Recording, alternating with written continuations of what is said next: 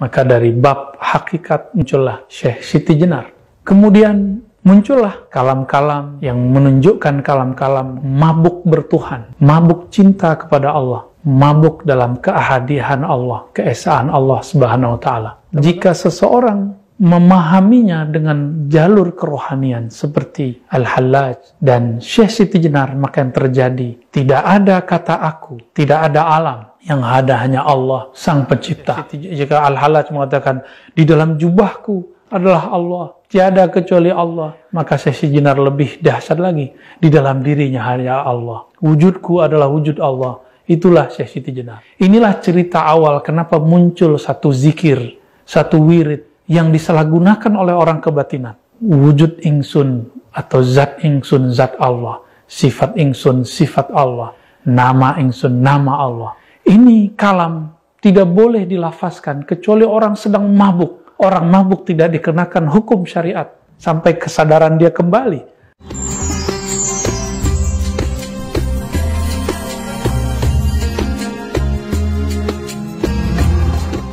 Satu pertanyaan yang sering kita dengar tentang Syekh Siti Jenar, apakah dia sesat atau tidak? Mengupas tuntas tentang Syekh Siti Jenar, Dr. Ar-Razi Hashim MA atau Buya Ar-Razi menerangkan secara detail tentang Syekh Siti Jenar. Buya Ar-Razi mengumpamakan kois yang sangat mencintai Laila. Begitu pula Syekh Siti Jenar mencintai Allah Subhanahu wa Ta'ala. Begitu cintanya Syekh Siti Jenar kepada Tuhannya menjadikan dia mabuk cinta atau cinta buta. Tak ada lagi ruang di hatinya dengan hal lain kecuali cintanya kepada Allah Subhanahu wa Ta'ala.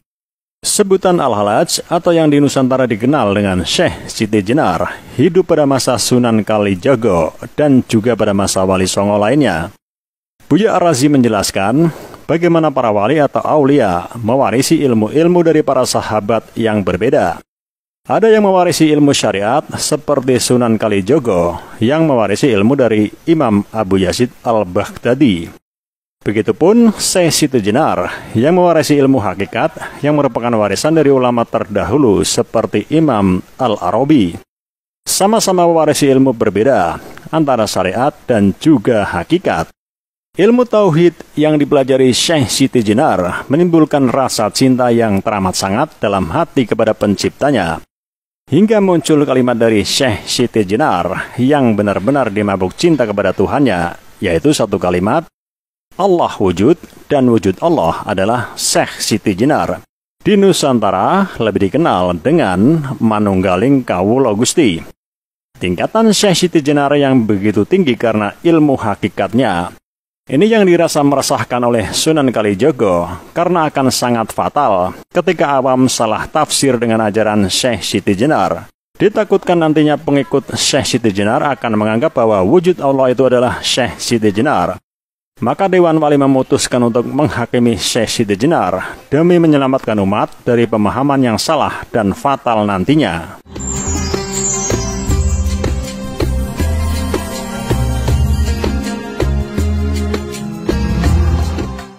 Bismillahirrahmanirrahim. Alhamdulillah wassalatu wassalamu ala sayyidina Rasulillah. Amma ba'du. Banyak orang berbicara tentang Al-Hallaj di zaman dulu, kalau versi Nusantaranya adalah Syekh Siti Jenar. Namanya agak sedikit menggelikan karena laki-laki kok disebut Siti ya. Tapi itulah sebutan dulu ya. Mungkin dulu Syekh Saidi Jenar, tapi nggak tahulah kenapa kemudian berubah.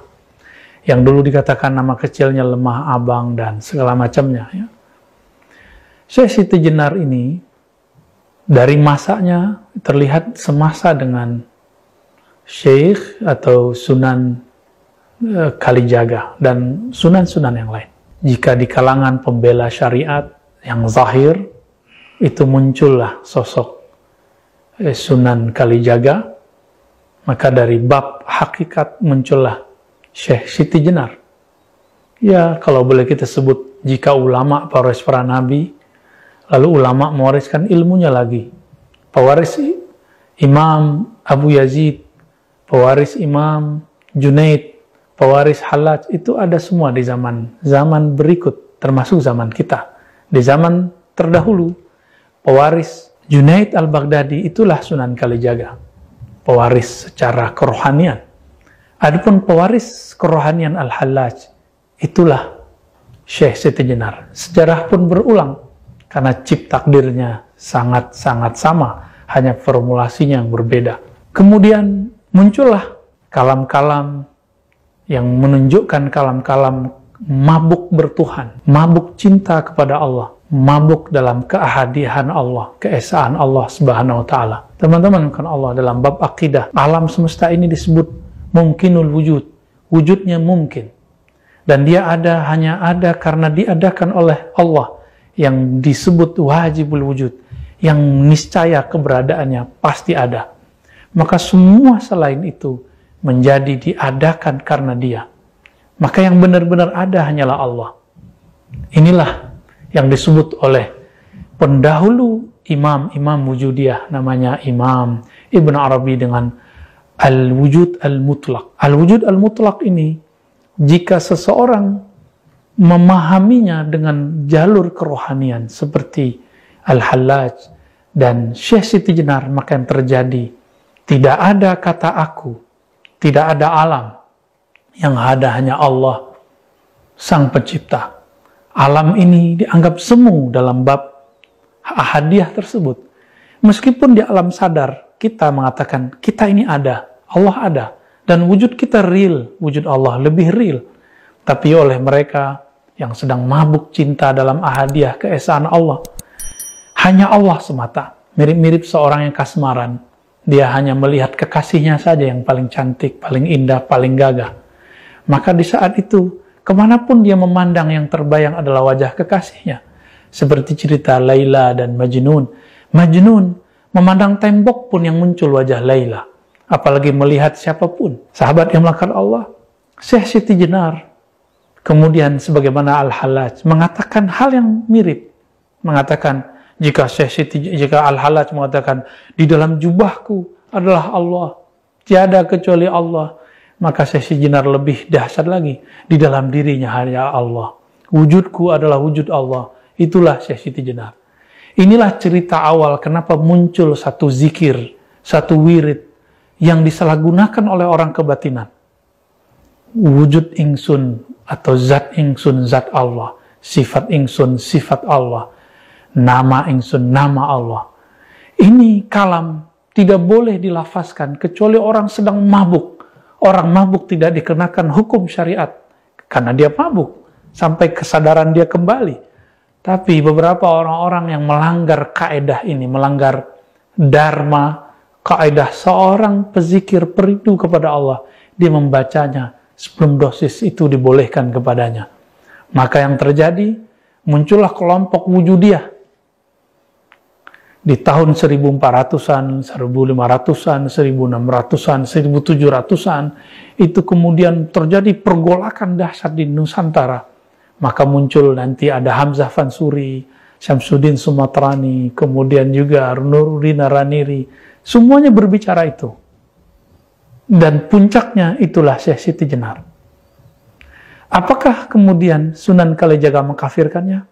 Kita belum menemukan satu nas, satu teks, satu riwayat dalam kitab-kitab baik yang berbahasa Pegon ataupun bahasa yang aksaranya Hanacaraka, yang sampai kepada kita bahwa Sunan Kalijaga mengkafirkannya. Tidak. Tapi seperti dulu Imam Al-Junaid mengatakan kepada Hallaj, wahai Hallaj, ya Aba Mansur, la yaqta'uka ila dam. Tidak ada yang bisa menghentikanmu, wahai Hallaj, kecuali hukum pancung, yaitu darah yang diteteskan. Dan itu sangat mengerikan sekali. Ajaran ini belakangan dibahasakan secara lokal. Disebut dengan ahadiyah itu manunggaling. Manunggaling keesaan Allah, kesatuan Allah. Ya. Tidak ada yang bersatu, hamba tidak bersatu dengan Allah. Kenapa? Hamba dianggap tidak ada. Maka manunggaling jangan diartikan Syekh Siti Jenar bersatu dengan Allah. Kenapa? Yang wujud cuma Allah. Syekh Siti Jenar hanya bayang-bayang. Tapi orang-orang yang kemudian lancang menerjemahkan ajaran Syekh Siti Jenar, kemudian mengatakan Syekh Siti Jenar mengajarkan persatuan dengan Allah. Wallahi iyyakum bihi. Syekh Siti Jenar, Al-Hallaj tidak pernah mengatakan itu. Tapi mereka sedang mabuk dan mereka mengatakan hanya ada wujud tunggal. Itulah manunggaling. Kaulo Gusti, ketika mereka merasakan bahwa diri mereka tiada di hadapan Allah, seperti seorang guru tidak memandang dirinya punya derajat keilmuan di hadapan gurunya. Kenapa seorang Syekh Siti Jenar tidak boleh merasakan dirinya tiada di hadapan ilahi? Maka teman-teman sahabat akan Allah, jika Imam Bukhari dulu mengatakan, Mastasghartu nafsi ila ala Ali ibn al-Madini. Aku tidak pernah merasa kecil. Aku tidak pernah merasa lebur. Kecuali di hadapan Ibnul Madini. Kenapa Syekh Siti Jenar tidak boleh mengatakan itu? Kenapa Al-Hallaj kita larang mengatakan mafi jubbati ilallah? Kan dia sedang mabuk asik dengan kekasihnya. Kita belum sampai kepada kerinduan itu. Kenapa kita salahkan orang yang merindu? Maka sahabat-sahabat yang menekan Allah, mari berhusnuzan. Apa yang terjadi di zaman mereka, itu sunatullah. Secara hukum fikih, betul pelakunya harus ditanya, dieksekusi.